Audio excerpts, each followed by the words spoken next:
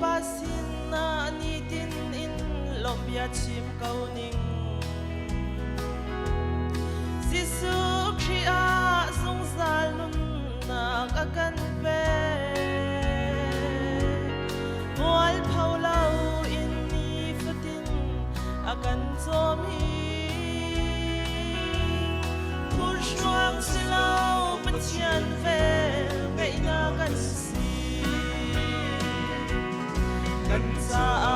boy pa chat na adong balau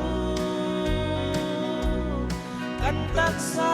silung tharau cha kan dam na nangam na kan pe kan shuang silau Yan sa faanakan si Ko tinag asikan fiyan ko na ka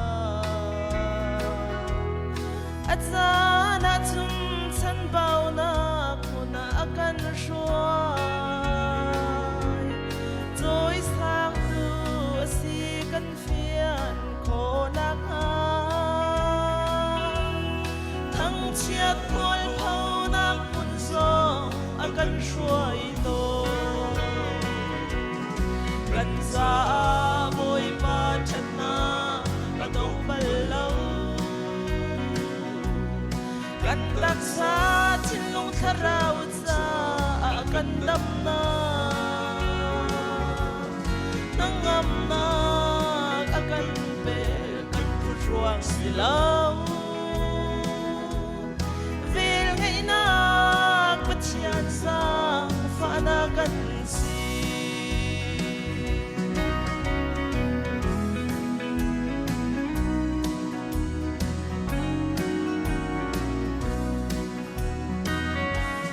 Mai lei rua din thil tampi chu kan hal to akan lina ka vel hi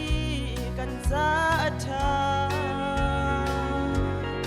kan sunga til swal voi khat atwa balau apal balau akwa kha kan sa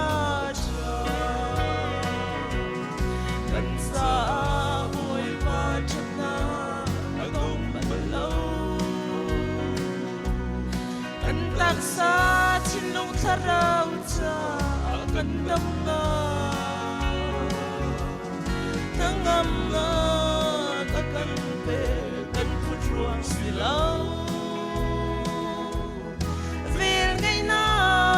patian sang faanakan si Kan hai lei lam ki fiang in lang lau man se Oi pa shuai na kasi fiang te in kan hal Kan se du tha le tin mi nak thain Shuai tu si phan ding zai man na lo Kan sa boy pa chat na adong balau Kan tak sa chinlung tharau cha kan dam na